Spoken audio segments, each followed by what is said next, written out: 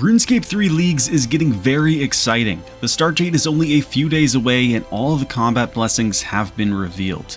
These are insanely powerful combat buffs that will make you overpowered and likely be able to kill most bosses in seconds. Since all the combat blessings have been revealed, I wanted to make this video to go over some of them, discuss the pros and cons, and give you my thoughts on which combat blessings I'll be choosing in my run. This year, the combat blessings are separate from the regular League's relics. Depending on your combat blessing choices, you will get a specific god relic. But let's not get ahead of ourselves, let's start with blessing number 1. The first choice you have to make is between Adrenaline Junkie, Big Boned, and Terrorguard's Aegis. Adrenaline Junkie seems to be very powerful for the late game, increasing your adrenaline gain and maximum adrenaline. The only problem with choosing Adrenaline Junkie on your first run is that it's not going to help you deal more damage in the early game. Big Boned and Terrorguard's Aegis essentially increase your damage dealt based on your life points for Big Boned and your armor value for Terrorguard's Aegis. Running some calcs, it looks like Terrorguard's Aegis is the clear winner over Big Boned, even if you're not using a shield or defender, which will increase your damage even further. You might want to choose Big Boned if you're going for the Splash Zone relic later on, but Terrorguard's Aegis is going to be my choice for the early game. This is going to improve my damage based on my armor value. This is then tripled if I am wearing a shield, and doubled when wearing a defender, so probably going to be worth using a shield or maybe a defender using melee, but if not, it still gives a really good damage buff just using 25% of your total armor value, so it will not only help improve the damage in the early game, but also pretty good in the end game too. The tier 2 blessings are all really good, and it really depends on what build you will be making. Personally, I'll be taking Abyssal Cinders. This is really helpful for ranged and even the magic crit build, because on hit your attacks deal 15% extra ability damage, and you have the chance to proc an Inferno of Zamorak, a 5% chance per hit, and it deals 100 to 200% ability damage, which can also crit as well. So Abyssal Cinders is going to be perfect. I am mainly going to be using ranged in leagues, but I will also be trying out magic and the crit build, and I think my choices give a lot of power for both of those options. Now, Bark Scales is another option you can choose. It deals damage to your target when you get hit 5 times, and it is poison damage. So there is actually a poison build, which we'll get into, that you could go with, and Bark Scales could be worth using for that build. Striking Light gives 40% increased damage to basic attacks, and I have seen a really interesting magic basic attack build. Every basic attack also spawns a Light of Saradomin, which deals a ton of damage, scaling to your armor value. So this is a sort of like passive damage just by using basic attacks, and it can actually be a really strong build if that's what you're going for. For blessing number 3, I'll be going with Steadfast Will, which empowers the Bash, Preparation, Reflect, and Revenge abilities. This further improves that tank armor and shield build, so that is an option, using a shield with melee and using things like Revenge, which will eventually double your damage on 20 stacks. You'll probably see the Bash ability dealing 20 to 30k, maybe even more damage. But most importantly, I think, is the Preparation ability, which is going to reduce the cooldown of all abilities by 12%. So that's just going to be some more Berserkers if using melee. It's going to be more Death Swiftness, Sunshine, and also speed up the cooldowns for some of your good thresholds as well. Reflect is also boosted. It will reflect 100% of your incoming damage, so that could be kind of interesting. It also does improve a little bit more based on your armor value. So Steadfast Will is a really good blessing. The Avernic Rampage blessing, this is also really good. It's tempting to take it since on attack you get a 5% chance to have unlimited adrenaline basically for 7.2 seconds. That could be really fun for a melee or ranged build where you're using EOF specs without cooldowns and just dumping a ton of adrenaline, dealing a ton of damage within that 7 seconds, but it is a little bit RNG based. And also, you do need to keep in mind what you're choosing for the God tier relic, which we'll go over next. But also Eternal Sustenance, I think this is a little bit of a noob trap just because, you know, we're in leagues, we're dealing a ton of damage, we're going to have Soul Split. I don't think we'll have any problem healing, but if you wanted to go for it, it is pretty cool. You can get some food which could heal like 3,000 life points and just spam eat it without losing adrenaline. So you probably would never die, although in RuneScape 3 PVM there are some insta-kill mechanics which you won't be able to avoid with that. So I don't think it is as good, but if you were looking to go for the Guthix God tier blessing, then maybe you would choose that. Now looking at the God tier blessing. So this is dependent on your first 3 choices. So for myself, I'm planning on going Saradomin, Zamorak, Saradomin, which would give me Sacred Fervor. This is an extremely powerful blessing because it reduces the cooldown for all abilities for all 4 combat styles. So you'll basically be able to permanently have Death Swiftness, Sunshine, Zerk up, and it is going to be insane. The Guthix Relic Splash Zone is also very interesting. It's a little bit easier to obtain since you can have it for 2 or 3 Guthix Blessings or 1 of each, and it will deal extra damage for your area of effect abilities and also more damage against larger targets. So for example, Raksha being a 5x5 target, you will deal an extra 25% damage to that target with your area of effect abilities. There aren't too many area of effect abilities in the game. It would be really fun with melee using Greater Flurry. Like, it deals a ton of damage if you were to get that ability and use it. Hurricane's also boosted. For ranged, which is primarily what I was going to use, Ricochet and Greater Ricochet, they would be area of effect abilities. Also Bombardment, so it's not really that useful for ranged, and for magic it's also not the best. You do have Tsunami, you have Dragon Breath, but overall not that great. Soul Strike is a really interesting one. It actually would be extremely powerful because it is considered an area of effect ability. And you could also get something like Flanking on it as well to further improve that. So if you were going Necromancy for some reason, that could be a pretty cool build. But it just doesn't seem like there are enough area effect abilities to justify taking that, especially since I'm planning on primarily using ranged and magic. Moving on to the tier 4 blessing, I think there is only one true choice, at least for my build, and that is True Equilibrium. For each different blessing alignment chosen in previous and different tiers, you will get the different buffs.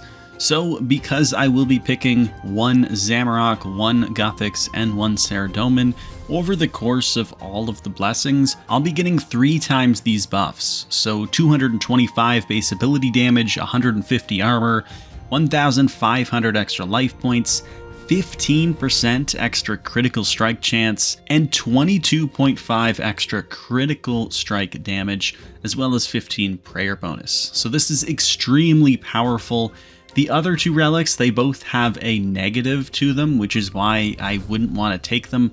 Higher power will lose access to Berserk, Death Swiftness, Living Death, and Sunshine at the gain of getting 30% extra base ability damage. And Havoc Born reduces your armor value and life points, which hurts that first blessing pick that you chose. So that's why I think just go with True Equilibrium makes the most sense.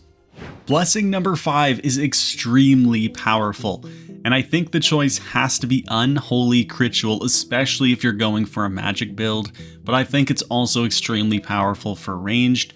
So you will gain an extra 15% critical strike chance, up to a maximum of 50% across all of your different buffs. I think we'll easily be hitting that 50%. And then all excess critical strike chance is converted to critical strike damage at a 1-to-1 ratio. So you'll be dealing some insane critical strike damage. You'll also gain a new way to proc that Inferno of Zamorak ability, which will proc every time you deal a critical strike, essentially like an FSOA. And it is confirmed that the Inferno of Zamorak can also critically strike itself It does gain an extra plus 50% critical strike damage on top of that, so it's sort of like a built-in FSOA for any combat style, but then also think about using an actual FSOA magic build with that. So it seems super crazy and a lot of fun to use. Whereas the other two blessings, they don't quite seem as fun. Tearing Thorns is similar to Bark Scales, where when you take damage, you deal some poison damage to your target, which can be quite a bit of damage, but still not as fun, I don't think. But that being said, it could work with a poison build, which we'll see in the next blessing tier. Lord of Light is actually extremely powerful, and it synergizes very well with the basic attack build. So every time you use a basic attack, it will trigger 5 Light of Saradomin, which will deal increased damage based on your prayer bonus. And there is a relic that is confirmed to give you a book that gives you an extra 50 prayer bonus and extra critical strike damage and chance. So that could actually be really powerful. And it's sort of a set it and forget type of blessing. But the Lord of Light is extremely powerful.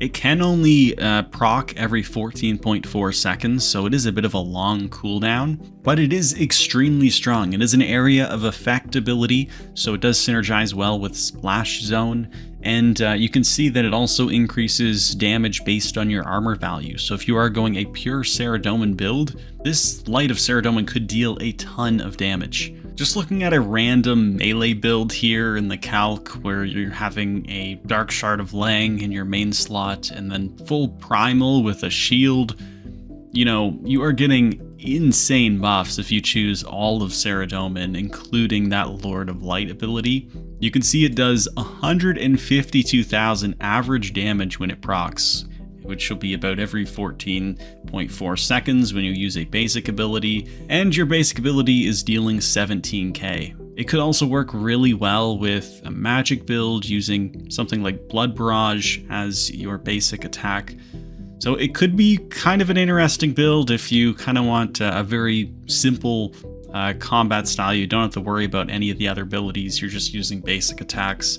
It could work really well and you would still deal a ton of damage.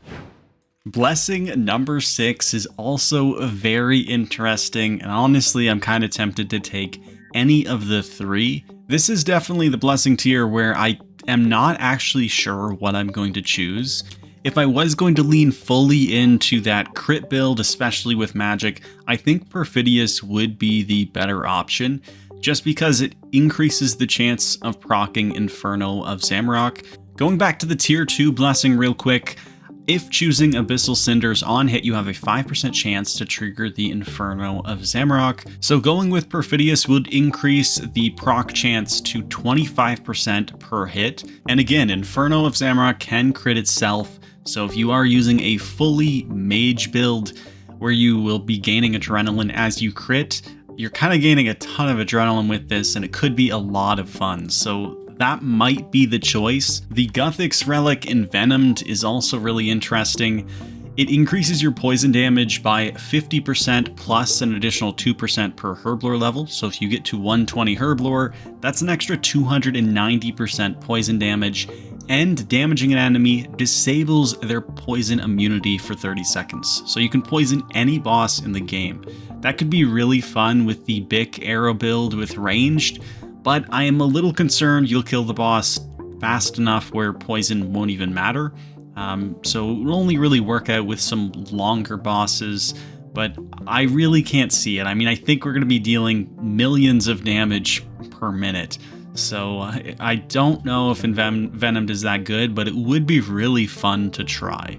Tempered Heart is also really interesting, generates an extra 6% adrenaline every 1.2 seconds. This could really help avoid any adrenaline problems, although I don't really think you'd have it with magic with the crit build where you're gaining adrenaline as you crit. And same with range, since cooldowns are going to be so much less, you'll have Imbued Shadows up a lot more, gaining you a ton of adrenaline, so it might not be that good, but I might take it just to get the Guthix God Tier Blessing 2, which is called Power Archive, which grants you a little control bot. I think it might actually be able to follow you around, which is kind of cool. But what it does is it gives you the ability to store up to 20 weapon or armor gizmos, granting their effects while wearing augmented equipment. You can literally have 20 gizmos active at the same time, plus any gizmos you have on your weapons and armor.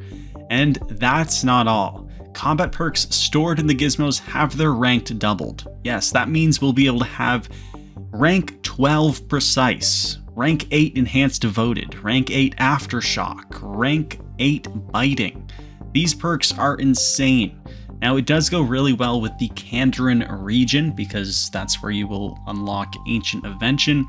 But even without, I think this is still really powerful and I'm very tempted to go for it. I think this blessing is just a lot of fun because you can have all of these invention perks proc, and having them double their ranks just seems really interesting. It also really helps changing combat styles because you won't really need to augment separate gear for all combat styles. You can just toss the gizmos in this control bot and have them whenever you want with any combat style. Also, another cool thing you can do is have Scavenging 6 or Scavenging 8, so that could help you get a lot of these gizmos, and it just simplify things. You wouldn't have to worry about going for all these separate gizmos in a 6-week league. So I am very tempted to go for Power Archive, although that would require me to go for that Envenomed perk in the Blessing tier before, or Tempered Heart and not Perfidious. If I did go with Perfidious, then I would end up with the Zamorak God Blessing, Chaotic Insight. This gives each combat equipment item a count of 2 additional pieces towards its set effect. So this means if you have 1 piece of vestments, it counts as 3 towards its set effect. So you could mix and match different set effects with this. It could be very strong, especially with magic increasing your crit chance even more, which would probably convert into crit damage with that other blessing. Some pretty good abilities you could use is getting 1 piece of Acto, which has a chance to reset the cooldown on all defensive abilities when hit. That could be really helpful. It synergizes with Preparation, which then reduces the cooldown of all abilities. You could have something like Vestments if you were using melee.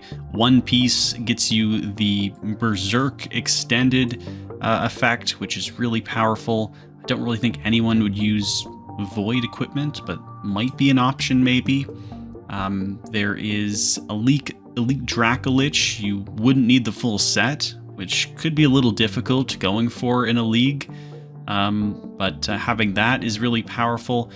If you do have the full set, however, there isn't really any extra benefit you get, so that is a bit of a downside. But like I said, you can mix and match. There isn't really any great ranged armor to help with that, but magic could really benefit.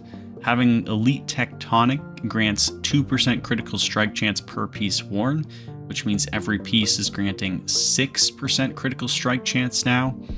Having the Nikatra's weapons, having 2 of them gives you a better effect, but if you have this ability, you could only have the wand and maybe have a shield, and you still get the damage over time abilities, dealing the extra damage. Tumikins will help deal more strike chance. You could even have 2 pieces to get the asphyxiate buff. So there's a lot of really cool things you could do with this set effect blessing. So it still is a really powerful god tier blessing, but I do think Power Archive might be a little bit more fun to use. There's also Genesis Essence, which again is just very simple. Seems to be what the Saradomin column is just very simple blessings. And it just increases the tier of any weapon you are wielding to 120. So you could literally have a bronze dagger at 120, or you could have, those invention flowers from the tutorial, a level 120 weapon, which would be kind of hilarious. So maybe a little bit less fun, but still extremely powerful. And it is just going to be really fun to see what builds everyone is going to be making. That last blessing choice is very difficult, but I think this is going to be my combat blessing build for the league, and I'm really happy with it. It's going to be super fun to use with magic and with ranged. I'll literally have a 25% chance per hit to activate that Infernos of Zamorak, plus every time an ability crits, which will be a 50% crit chance.